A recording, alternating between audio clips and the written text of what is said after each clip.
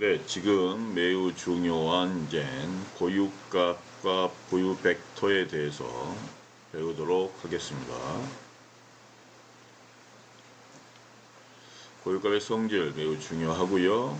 자, 닮은 행렬이라고 하는 거 매우 중요합니다.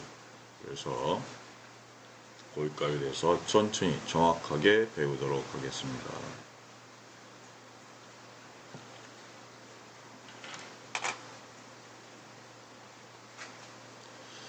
이 고유값 같은 경우에 이렇게 굉장히 복잡한 거 있죠. 복잡한 거. 이걸 봐서 참 복잡하다. 그러니까 굉장히 예쁘다. 또 복잡하다. 이게 같은 말. 이게 어떻게 같은 말이냐면 자, 행렬로 숫자들이 많아졌다. 이렇게 봅니다. 이것도 복잡하고 이것도 복잡하고 이것도 복잡하죠. 그랬을 때 어떤 행렬 집단이 있었을 때 이걸 간단한 숫자 하나로 딱 만들 수 있다면 좋겠죠. 이렇게 예를 들면 이 첫 번째 복잡한 게 숫자 하나로 2의 특성이 있습니다. 이것은 3의 이건 4의 특성입니다. 이것은 4의 특성입니다. 이것은 뭐 1.5의 특성입니다. 그러면 이게 4의 특성이 똑같네요. 그러면 이 두 개의 행렬 덩어리가 있었을 때 이게 똑같다고 해서 봤더니 실제로 인간의 눈으로는 똑같게 보이지만 숫자로 나타내면 굉장히 많은 숫자거든요. 이렇게 그랬을 때 숫자로 보면 복잡한 것이 보기가 어렵습니다. 그랬을 때 이런 특성을 이용을 하면 그래서 숫자 하나로 나타내는 특성을 이용을 하면 서로 유사한 값을 쉽게 알 수 있다. 그래서 특성 방정식이 있고 이 방정식에 나타난 숫자 값이 바로 고유값이라고 볼 수가 있겠습니다. 여기서 i는 항등행렬, 항등행렬은 1, 대각선이 1인 걸 말합니다. 이렇게 1, 1, 대각선이 1인 행렬을 항등행렬이라 그러고요. 이것을 1차 행렬을 그다음 2차 행렬이면은 하나 둘 이렇게 2차 행렬이고요. 3차 행렬이면은 자 항상 오른쪽에 있는 거 이렇게 줄로 된 거 열을 기준이라 보고 있고요. 그 다음에 사람들이 이 기준에 따라서 숫자를 적는 거. 그래서 세 기준에 3명의 사람. 그래서 3 곱하기 3 행렬이라고 생각합니다. 그 다음에 4명, 5명, 6명 그러면은 n차 행렬이죠. 그래서 이렇게 행렬과 행렬이 있고요. 그러면 숫자 값과 행렬 값을 구하죠. 이거 똑같죠.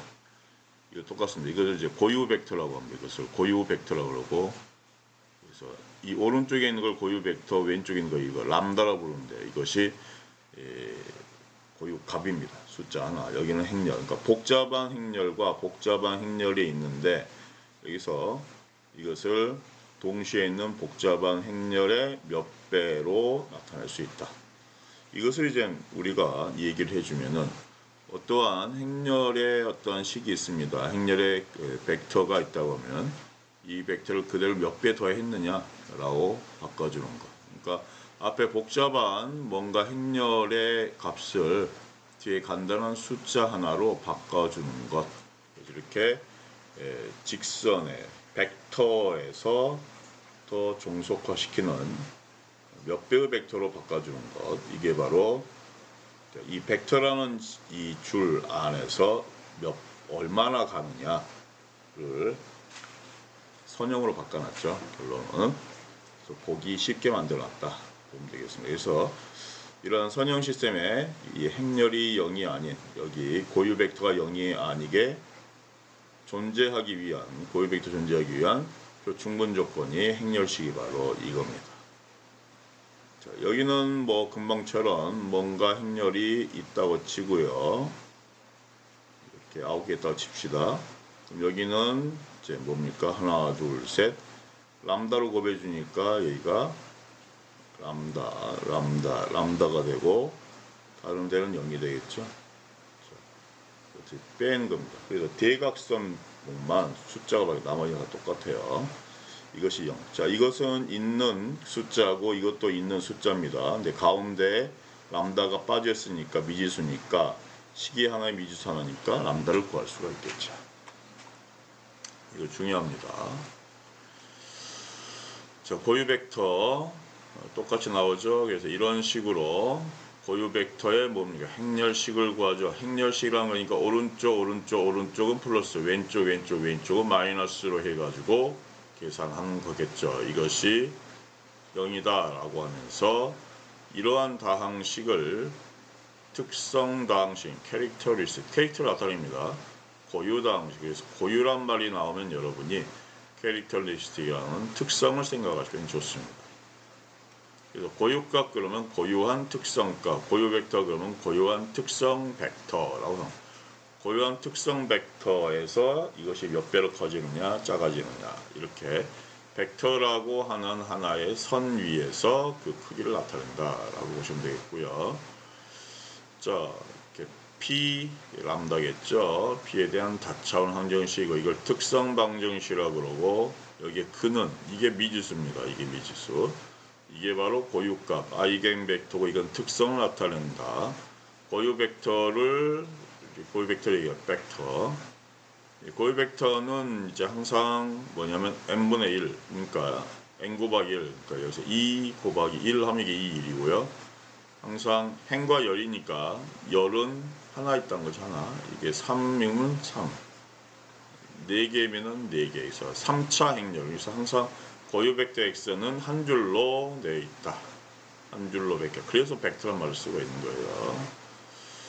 그 다음에 고유값 나타내는 고유 벡터들의 집합. 고유 벡터들의 집합을 고유 공간이라고 부르고 있고요.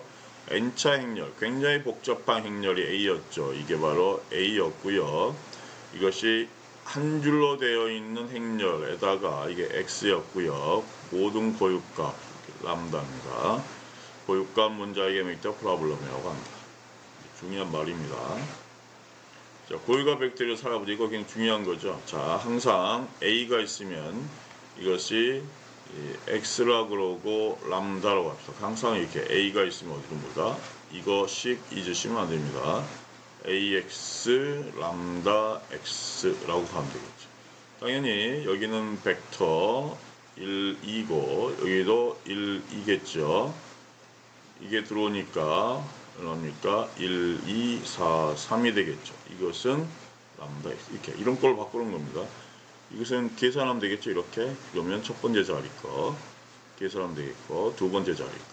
자, 그래서 이것은 2 곱하기 2 행렬이고 2 곱하기 1 행렬이니까 이 뒤에가 맞춰진 게 없어지면 나머지 게 2 곱하기 1 행렬로 바뀝니다. 계산해 봤더니 이렇게 앞에 거 뒤에 거 하면 5 이렇게 하면 10 이렇게 계산이 되죠. 근데 이것을 1, 2로 바꿔야 되니까 가운데 값이 5다. 그래서 행렬 A의 고유 값은 5가 되고 여기에 고유 벡터는 1, 2가 되더라. 됐죠? 중요합니다. 똑같이 고유 벡터 살펴보는 거죠. 여러분 고유해 봐야 되고. 자, 고유 벡터가 중복해야 될 수 있어요. 이런 경우에 람다네. 그래서 1마이너스 하지. 이렇게 되면 람다는 1입니다. 이것은 중복해라 그러죠. 자, 좀 더 이제 제대로 한번 읽어보도록 하겠습니다. 자, 고유값과 고유 벡터 어떻게 생각하느냐. 그래서 복잡한 행렬과 한 줄로 있는 벡터, 숫자 하나와 한 줄로 있는 벡터, 한 줄로 있는 벡터의 몇 배로 나타내는 겁니다.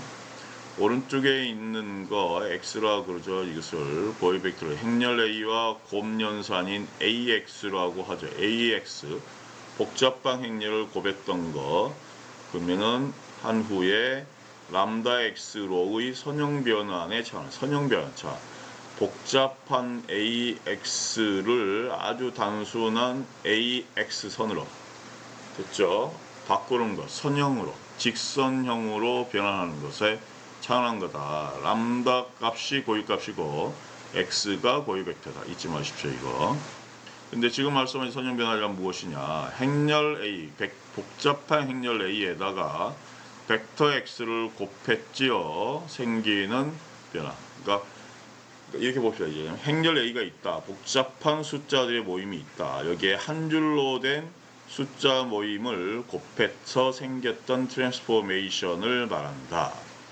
고유값 뜻은 뭐냐? 그러면 선형 변화를 했어요. 한 줄로 된 벡터로서 연결되는 것에 크기가 변하는 비율이 벡터입니다. 그러니까 결론은 뭐냐면 고유 벡터라고 하는 한 줄로 된 벡터에다가 몇 배냐, 이것은 여기서 볼 수가 있죠. 여기 이 그림 본 것처럼 이렇게 벡터가 원소의 벡터라는 우리가 볼 때 이제 선으로 보이지 않습니까? 여기에 이게 몇 배냐, 2벡터다 그러면 하나, 두 개 되는 3벡터라면 하나, 둘, 셋 이렇게 늘어나는 거죠. 2분의 1벡터다 그러면 이게 조금 줄어드는 겁니다. 그래서 복잡한 행렬의 A가 곱해진 것을 숫자 하나가 곱해진 값으로 바꿔주는 거죠. 눈에 보이기 쉽게. 자, 그러면 좀 더 설명해 봅시다.